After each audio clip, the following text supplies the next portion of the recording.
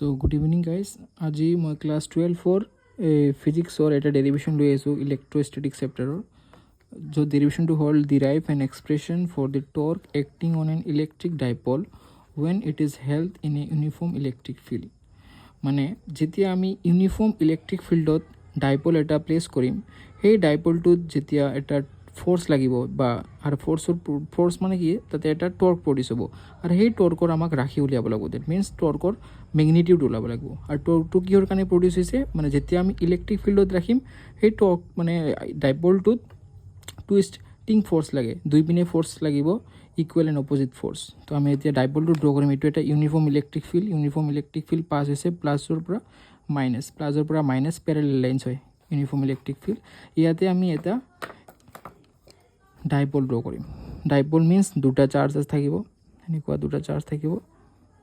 এইটো ডাইপলৰ এটা ছাইড ইপিনে আছে মাইনাছ কিউ চাৰ্জ থাকিব আৰু ইপিনে প্লাছ কিউ চাৰ্জ থাকিব। আৰু এইটো ডাইপলৰ চেণ্টাৰ ছাপ'জ অ' আৰু ডাইপলৰ এটাৰ লেন্থ আমি জানো হয় 2l।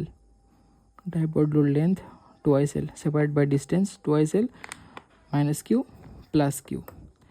এতিয়া যিহেতু ইপিনে নেগেটিভ চাৰ্জ আছে, নেগেটিভ চাৰ্জৰ কাৰণে ইপিনে এই চাৰ্জটোক এটা ফ'ৰ্চটো লাগিব ইপিনে, কাৰণ নেগেটিভ চাৰ্জ এট্ৰেক্ট কৰিব প্লাছৰ পিনে আৰু পজিটিভ চাৰ্জ এট্ৰেক্ট কৰিব মাইনাছৰ পিনে। তো ইপিনে এটা ফ'ৰ্চ লাগিব, যাত ফ'ৰ্চৰ ভেলু দিছোঁ মই F1 ফ'ৰ্চ লাগিব আৰু ইপিনে এটা ফ'ৰ্চ লাগিব F2 ফ'ৰ্চ। তো দুটা ফ'ৰ্চ ইকুৱেল ফ'ৰ্চ বাট অপজিট ডাইৰেকশ্যন।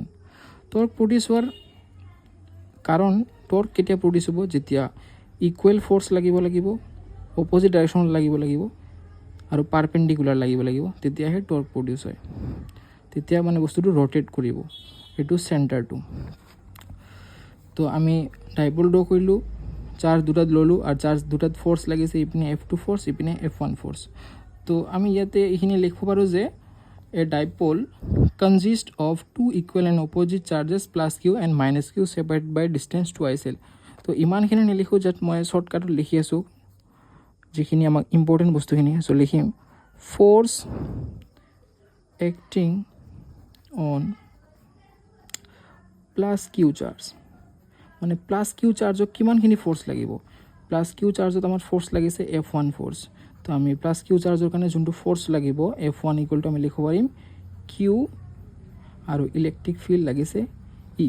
চৰি, ইয়াত মই ইলেক্ট্ৰিক ফিল্ডটো দিব পাহৰি গৈছোঁ। ইলেক্ট্ৰিক ফিল্ডৰ ডাইৰেকশ্যন হ'ব এনেকুৱা প্লাছৰ পৰা মাইনাছ, আমি জানো। তো F1 is equal to q into E. যিহেতু এই প্লাছ কিউ চাৰ্জটোক ফ'ৰ্চ লাগিছে F1 ফ'ৰ্চ, তো আমি F1 ফ'ৰ্চটো যদি উলিয়াই যাওঁ F1 is equal to q চাৰ্জক লাগিছে প্লাছ কিউ আৰু ইলেক্ট্ৰিক ফিল্ডৰ ডাইৰেকশ্যন প্লাছৰ পৰা মাইনাছ। এইটো ক'ৰ পৰা আহিছে আমি জানো অলৰেডি যে electric field equal to force per unit charge, এইটো আমি জানো। ইয়াৰ পৰা যদি মই ফ'ৰ্চৰ ভেলু লওঁ F equal to q into E. তো এইটো আমি শ্বৰ্টকাটত ইয়াত লিখিব পাৰোঁ, যিহেতু আমাক F1 ফ'ৰ্চ লাগিছে প্লাছ কিউৰ কাৰণে। ছেম ফ'ৰ্চ নাও এতিয়া আমি লিখিম যে নাও when two equal and unlike parallel forces act on a body on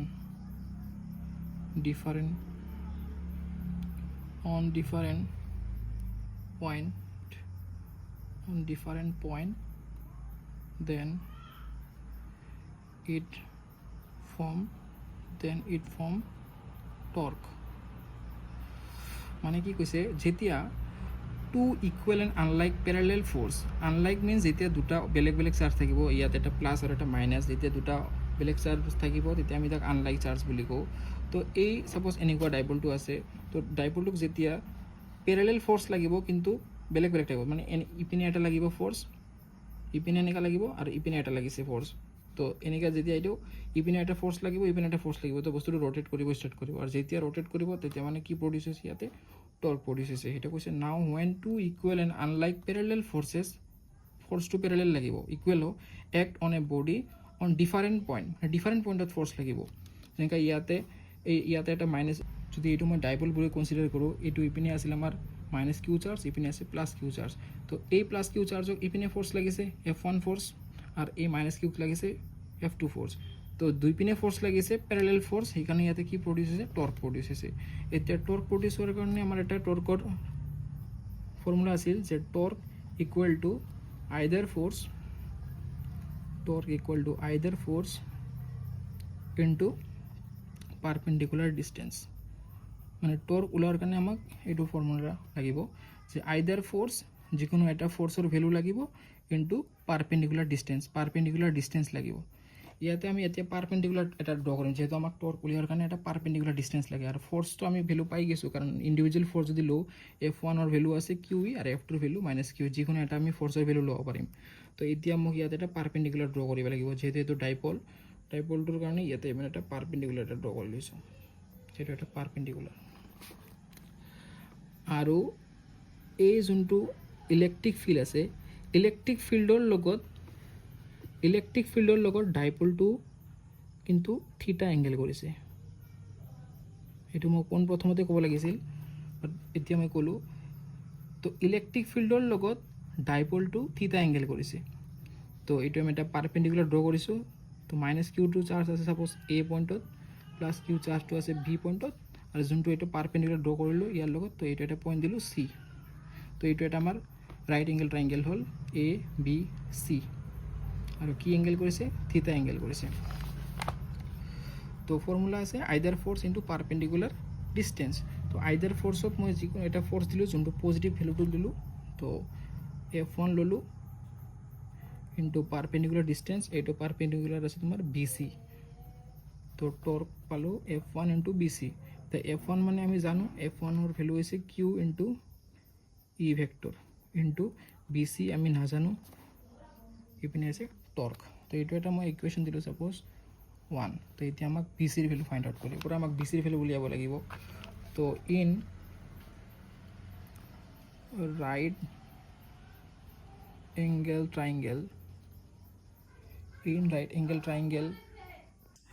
তো ইয়াৰ পৰা যিহেতু আমাক কাৰ মান লাগে BCৰ মান লাগে যে ইকুৱেশ্যন 1 আছিলে তোমাৰ যে torque is equal two QE into BC তো QEটো আমি পাইছোঁ তো BCৰ ভেলু ওলাব লাগে তো ইয়াৰ পৰা আমি BCৰ ভেলু ফাইণ্ড আউট কৰিম মানে পাৰপেণ্ডিকুলাৰ তো ইয়াতে আমি যদি সাইন থিটা কনচিডাৰ কৰোঁ যে সাইন থিটা ইকুৱেল টু আমি জানো যে পাৰপেণ্ডিকুলাৰ বাই হাইপোটেনাছ তো পাৰপেণ্ডিকুলাৰ কি আছে ইয়াতে পাৰপেণ্ডিকুলাৰ আছে BC যোনটো ভেলু আমি ফাইণ্ড আউট কৰিব লাগে হাইপোটেনাছ কি আছে হাইপোটেনাছ আছে তোমাৰ 2L তো sine theta equal to BC by 2L তো এতিয়া মই ইয়াতে সাইন থিটা কিয় কনচিডাৰ কৰিছোঁ কাৰণ চোৱা মই যদি চাওঁ আমাৰ এটা ফৰ্মুলা আছিলে যে পণ্ডিত বদ্ৰী প্ৰসাদ হৰ বোলে য'ত P/H মানে সাইন আছিলে বেছ বাই হাইপোটেনাছ কজ পাৰপেণ্ডিকুলাৰ বাই বেছ 10 তো যেহেতু অনলি আমাক দিয়া আছে ইয়াতে পাৰপেণ্ডিকুলাৰ আমাক লাগে BC আৰু হাইপোটেনাছ লাগে বেছটো নালাগে তো পাৰপেণ্ডিকুলাৰ বাই হাইপোটেনাছ অনলি আমাৰ ক'ত আছে সাইনতে আছে কছত আমাৰ বেছ বাই হাইপোটেনাছ আছে তো বেছটো আমাক নালাগে 10ত পাৰপেণ্ডিকুলাৰ বাই বেছ আছে তো সেইকাৰণে আমাক 10ও নালাগে তো অনলি আমাক কোনটো টাৰ্ম লাগে পাৰপেণ্ডিকুলাৰ হাইপোটেনাছ আৰু পাৰপেণ্ডিকুলাৰ হাইপোটেনাছ হৈছে তোমাৰ সাইনত তো সেইকাৰণে মই ইয়াতে সাইন থিটা কনচিডাৰ কৰিছোঁ sine theta is equal to BC by 2L যিহেতু BCৰ মান লাগে তো মই যদি BC ওলাওঁ ইয়াৰ পৰা তো BC কৰি লিখিব পাৰোঁ 2L সাইন থিটা তো BCৰ ভেলু উলিয়াই লৈছোঁ তো এইটো এটা ইকুৱেশ্যন দিওঁ মই 2 তো এতিয়া এই ইকুৱেশ্যন 2টো ইকুৱেশ্যন 1ত এতিয়া আমি পুট কৰিম তো লিখিম putting the value of equation 2 in equation 1 যদি পুট কৰোঁ তো আমি পাম tau is equal to কি আছিলে tau is equal to QE into BC আৰু BCৰ মান আমি ওলাইছোঁ তো BC জাত পুট কৰিম 2L sin থিটা তো টৰ্কৰ ভেলু পালোঁ QE into 2L sin থিটা এতিয়া আমি জানো যে ডাইপল মোমেন্ট ইকুৱেল টু আছিল dipole moment E is equal to Q into 2L dipole মোমেন্টৰ ভেলু কি আছিল P equal to Q into 2L তো ইয়াতে কিউ আছে, 2ICL আছে, তো কিউ ইন্টু 2ICLৰ জেগাত আমি কি পুট কৰিম, ডাইপল মোমেণ্ট। তো ডাইপল মোমেণ্ট আহিব পি ভেক্টৰ, কাৰণ ডাইপল মোমেণ্ট এটা ভেক্টৰ কোৱান্টিটি, সেইকাৰণে ইয়াৰ ওপৰত ভেক্টৰ চিম্বল আছে। তো কিউ ইন্টু 2ICLৰ জেগাত আহিব পি ভেক্টৰ, আৰু লগত থাকিল ইৰ ওপৰত ভেক্টৰ আছে ই সাইন থিটা।